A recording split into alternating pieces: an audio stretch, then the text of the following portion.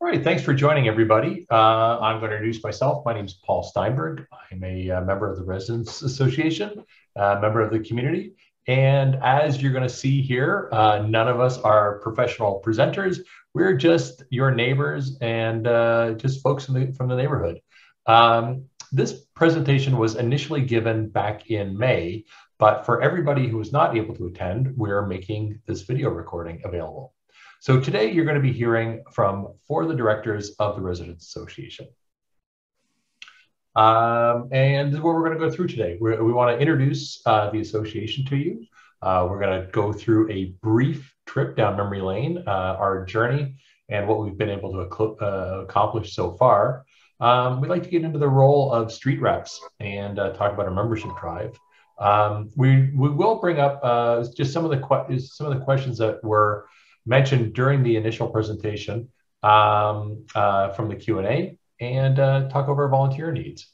But now the man who needs no introduction, but I'm going to introduce him, is Thomas Casanda. He is our Grand Poobah, but I think he's got an actual title that he'll introduce himself with. Hi, I'm Tom Casanda. Thank you, Paul, for your flattering introduction. I am a director and current president of the CSVSWRA, the Cliffcrest Scarborough Village Southwest Residents Association. I'm new to the neighborhood, just having moved here last year from the congestion of the beach. And I was part of a small group that gathered together last August to talk about what we could do to have impact on some of the negative development we saw occurring in our areas. This group happened to be people who were centered around three areas: Oakridge, Sunny Point, and Windy Ridge. And as such, we decided to bring together the two neighborhoods of Cliffcrest and Scarborough Village to build a residents association with a critical mass to have influence with the city and two councillors. It's important to understand that we chose to incorporate as a nonprofit, which gives us standing with the city, but also creates legal responsibilities in how we conduct ourselves. You can see in the map that we've divided up the area into four to try and build networks within these quadrants. We have a long-term goal of building a well-rounded and resilient residents association. To that end, we decided on 4 committees that represent our areas of focus. The most active is planning and development, which is concerned with oversight of development in our neighborhoods.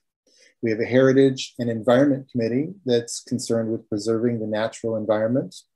The membership and fundraising committee is responsible for building out the residents association.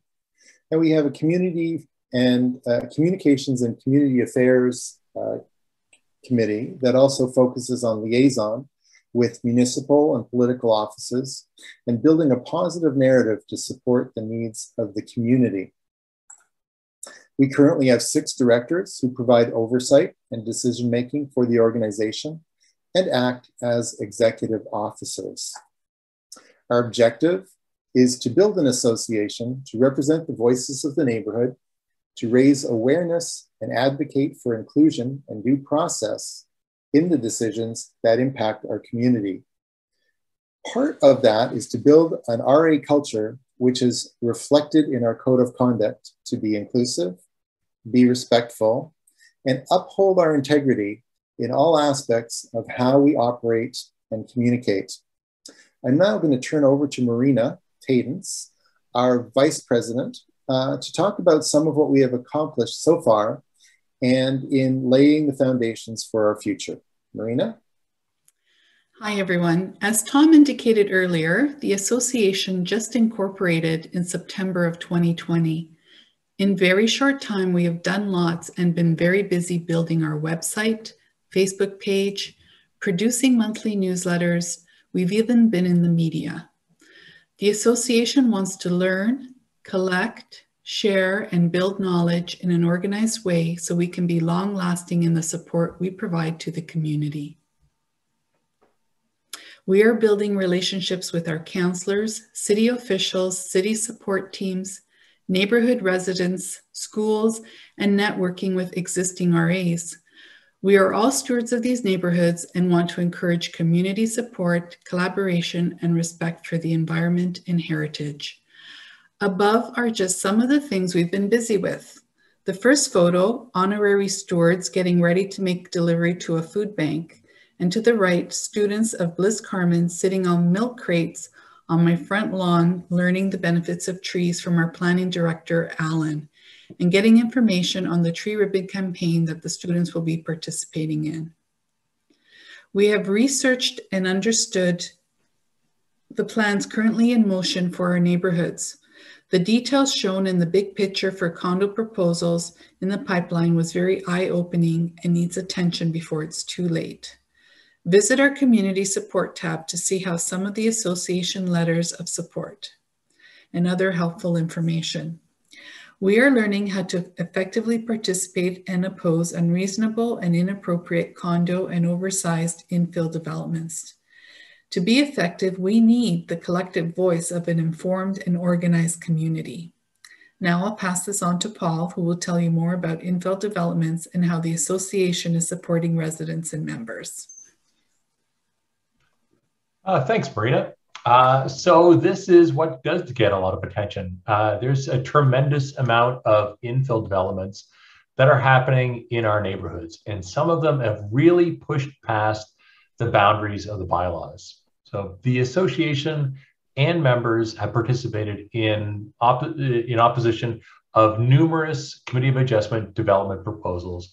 And a large part of what we do is helping our neighbors represent themselves at that Committee of Adjustment. Because nothing brings the neighborhood together like the proposal of an oversized home with multiple variances landing on your street. And it all begins with a notice like this. And this arrives to anyone who's within 60-meter radius of the proposal. Along with the PDF that you're going to receive are also all of our notes. And we have a C of A 101 session. You're watching this video recording, so check with us. We do hold a C of A 101 sort of group presentation for new members. Kind of gets you up to speed and kind of demystifies a lot of what is going on at the Committee of Adjustment. And really what we're trying to do is share what we've collectively learned to you to give you the best chance of success if you have to oppose an infill home in your area. Because the most effective opposition comes from the closest neighbors. And that's why we're looking to expand we're really always looking to expand our membership. And we're seeking out folks who would also be interested to work as street reps. This would help coordinate between the RA and your neighbors. And we want to make sure that we are here to support you. Speaking of that, Yvonne would now like to bring the next slide. Thanks very much, Paul. So we are looking for street representatives to be our eyes and our ears in the neighborhoods. A street rep's role is to raise awareness and help build membership. With a bit of experience and training, like through C of A sessions that Paul mentioned, street reps can help raise awareness, and help raise community concerns to the attention of the directors, strengthen communication between residents, the association, and its various committees. And as we learn together, we will be building an FAQ, frequently asked questions document, so that we can all learn together. As an association, we also want to be here to support our volunteers. More information will be coming in future on an orientation guide, training, and other resources, including future volunteer meetings. Here's a sample of our current lawn sign and bookmarks. They seek to engage, inform, and provide a call to action. In addition to street reps, the association broadly needs volunteers to help spread the work and grow. As Tom described earlier, we have 4 committees where we do our best work: planning and development, heritage and environment, membership and fundraising, and communications and community affairs. We can also use your help with discrete projects, research, website management, and administration, and we can always use ideas.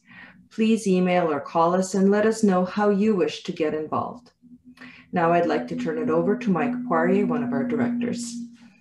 Hi, I'm Mike Poirier. I'm one of the directors for the association, and we're here to answer your questions if you have any. You can address any questions you may have at our email address, info@csvsw.ca, or if you don't have access to a computer, you can use our phone number, 647-245-3277.